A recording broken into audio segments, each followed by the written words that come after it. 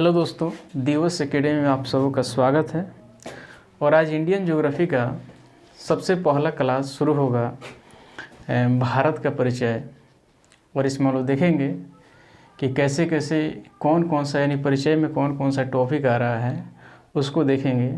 तो सबसे पहला हम लोग इसमें देखेंगे कि भारत का परिचय में जैसे नाम है इसका, तो नाम के बारे में।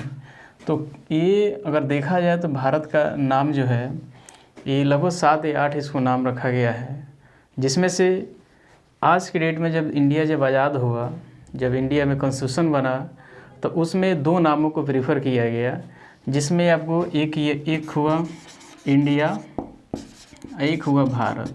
ऐसा नहीं है कि इंडिया का मतलब कोई और है, भारत का मतलब कोई और है, लेकिन यह ये है कि इंडिया का मतलब यानी कॉन्स्टिट्यूशन में ये डायरेक्ट ही लिखा गया है कि India that is Bharat, Bharat that is India.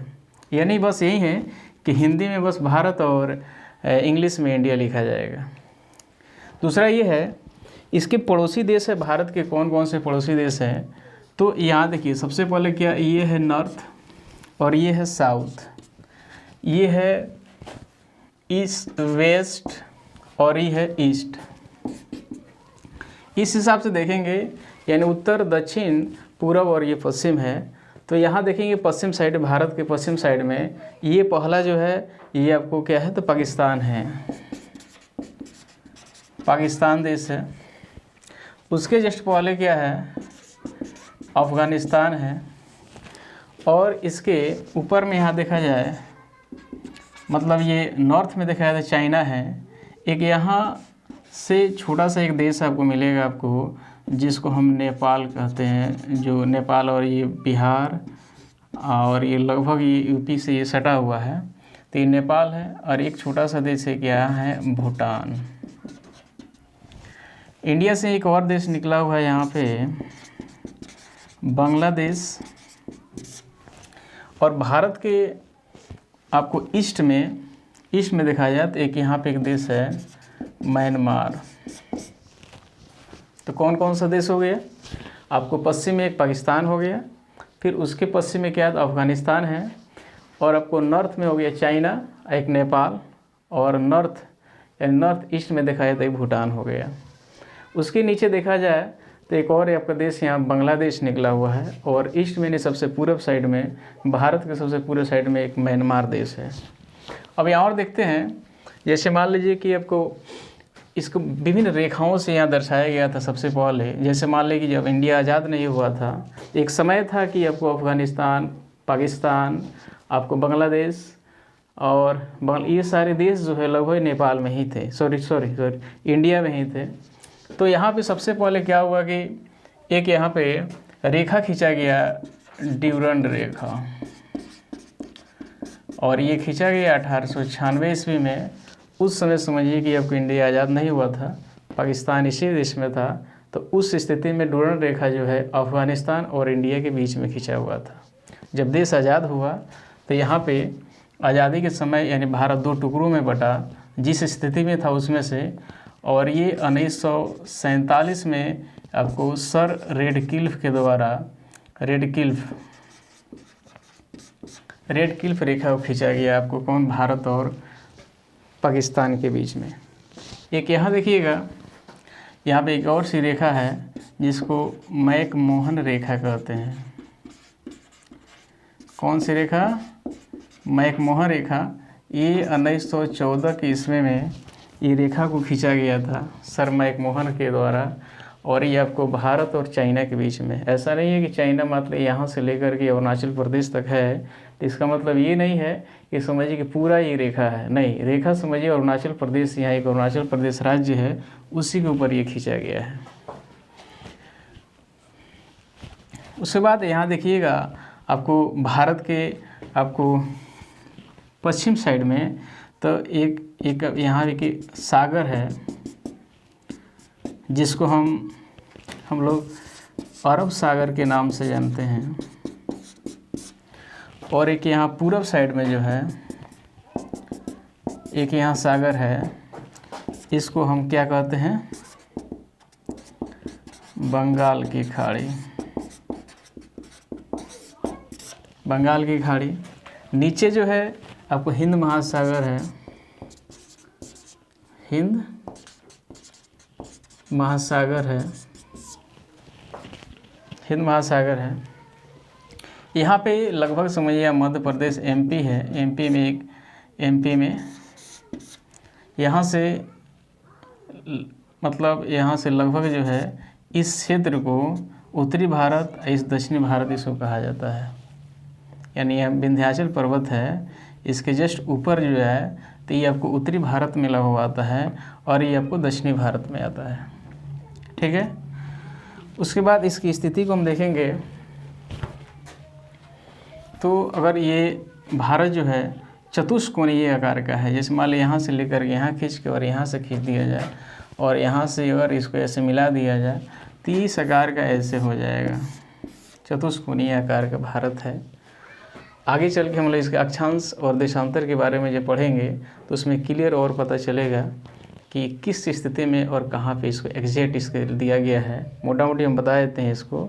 नीचे जो है ये आपको 8.6 डिग्री 8.6 डिग्री या 8.4 डिग्री से हम दर्शा सकते हैं, से शुरू होता है और ये कहाँ शुरू होता है, 36.6 डिग्री तक जाता है।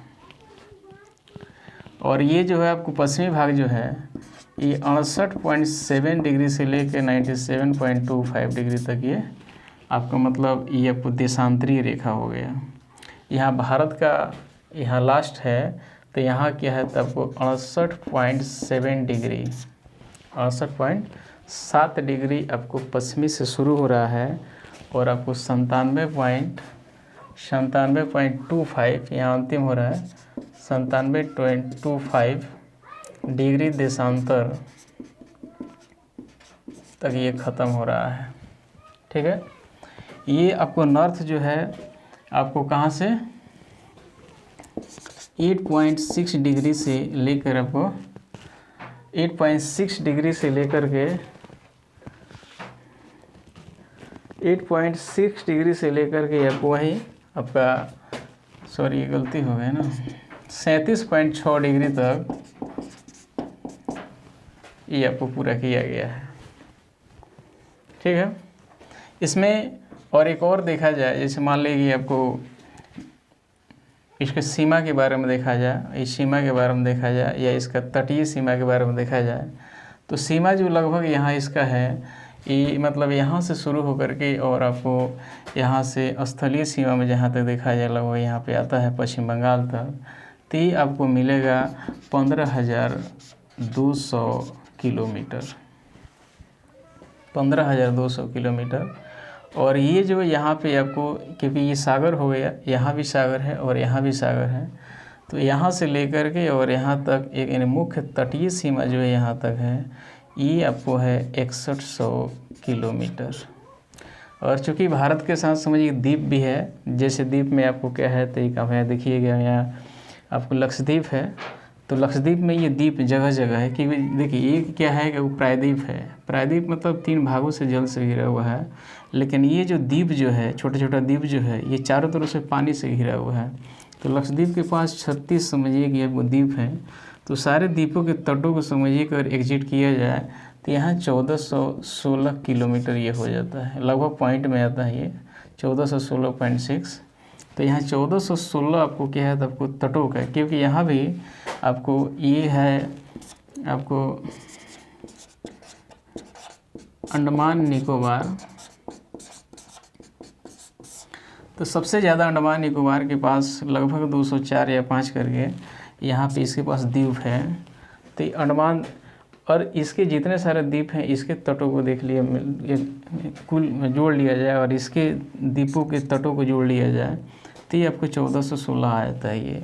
और मुख्य तट जो है यहाँ से लेकर के यहाँ तक इसी आपको 6100 किलोमीटर हो जाता है। और यहाँ से लेकर के और यहाँ तक ये होते हुए यहाँ पे अगर आता है ये आपको हो जाता है कितना 15,200 किलोमीटर। एक चीज़ कैलेंडर से आप लोग हम दिखा दे रहे हैं, थोड़ा ज़्यादा स्पष्ट हो जाएगा।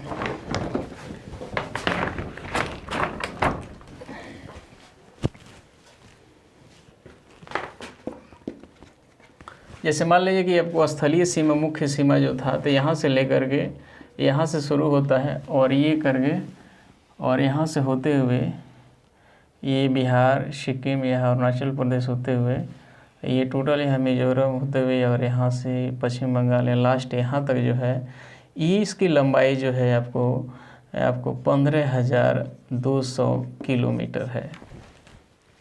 और यहाँ से इसको लेकर के यहाँ से ये मुख्य तट जो है इसका है आपको 6100 किलोमीटर।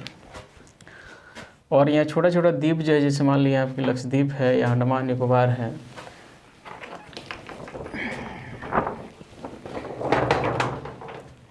तो इसको अगर जोड़ दिया जाए तो कितना हो जाएगा 15,200 और 6100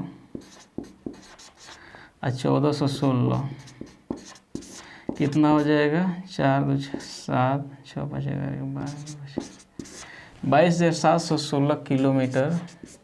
ये टोटल इसके समझिए कि तटों का, यानी मुख्य तट यानी स्थलीय और ये जलीय आपको ये सीमा जो हो जाएगा टोटल आपको 22,716 किलोमीटर हो जाएगा। ये एक चीज़ और इसमें देखा जाए, जैसे मान लीजिए कि भारत के आपको गुजरात जो है, गुजरात मतलब एक चीज़ और देख लो उसके पहले, जो ये पाकिस्तान है ये आपको स्थलीय और जलीय सीमा दोनों बनाता है।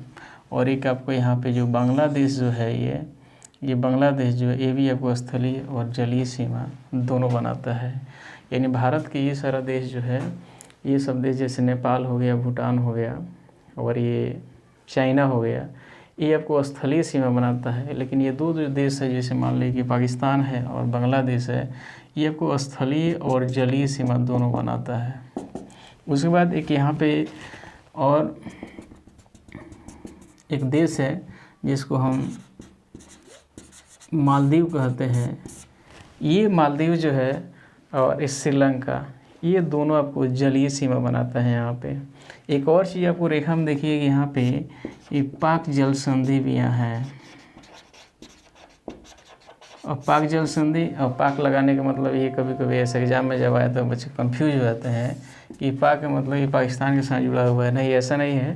पाक जल संधि आपको श्रीलंका और आपको भारत के बीच में ये आपको ये रेखा बनाता है। ये दूसरी बात हम देखेंगे कि भारत का समझिए कि क्षेत्रफल जो है 32,87,263 वर्ग किलोमीटर है।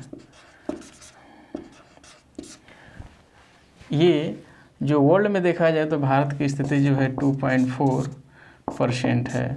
जनसंख्या की दृष्टि से अगर देखा जाए, जनसंख्या की दृष्टि से भारत की स्थिति जो है वो 17.5%, क्योंकि विश्व में जनसंख्या के मामले में सबसे पहला स्थान आपको चाइना का है और दूसरा स्थान आपको इंडिया का आता है। उस स्थिति से देखा जाए उसमें दूसरा आता है। और जनसंख्या के मामले में देखा जाए परसेंट के हिसाब से तो 17.5% जनसंख्या आपको पूरे भारत का है। और आपको क्षेत्रफल यानी एरिया के बाद देखा जाए तो 2.4 मात्र इसके भारत के पास है।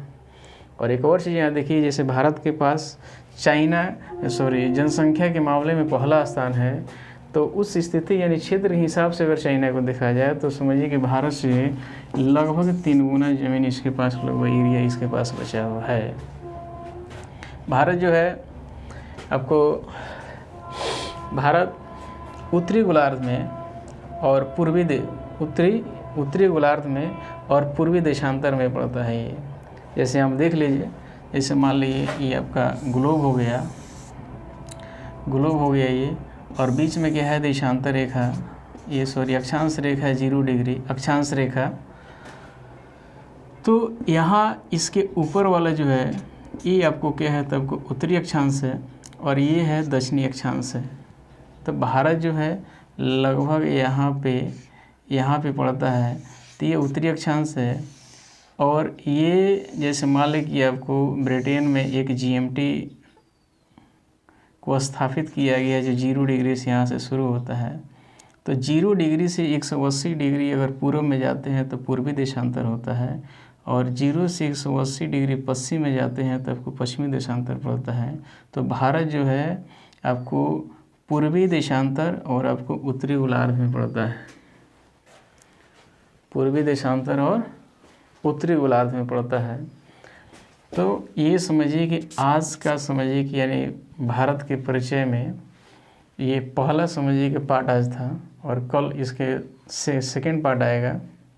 अगला जो टॉपिक है, अगला जो वीडियो आएगा उसमें इसका सेकंड पार्ट आएगा, जिसमें अक्षांश और देशांतर रेखाओं को देखा जाएगा और वहाँ से फिर परिचय यहाँ इसका कंप्लीट हो जाएगा। वीडियो देखने के लिए बहुत बहुत धन्यवाद।